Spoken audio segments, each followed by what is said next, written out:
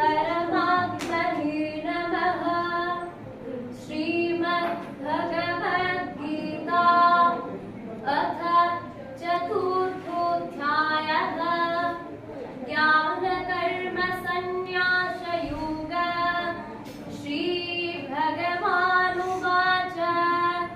इमं विवस्वते योगं प्रोक्तवानहमव्ययम् विवस्वान्मानविप्राह मनुरिक्षा कविब्रवीत्।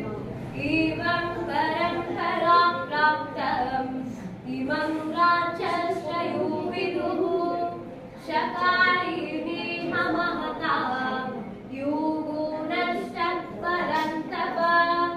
स एवायं मयादित्यः योगः प्रोक्तः पुरातनः।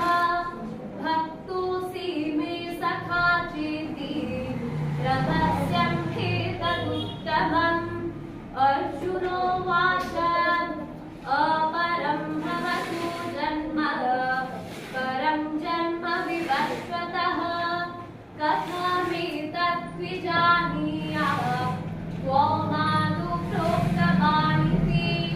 श्रीभगवानुवाच बहूनि मे व्यतीतानि जन्मानि तव चार्जुन तान्यहं वेद सर्वाणि न त्वं वेत्थ परन्तप। अजोऽपि सन्नव्ययात्मा भूतानां स्वरूपी सन् प्रकृतिं स्वामधिष्ठाय सम्भवाम्यात्ममायया। यदा यदा हि धर्मस्य ग्लानिर्भवति भारत अभ्युत्थानमधर्मस्य तदात्मानं सृजाम्यहम्।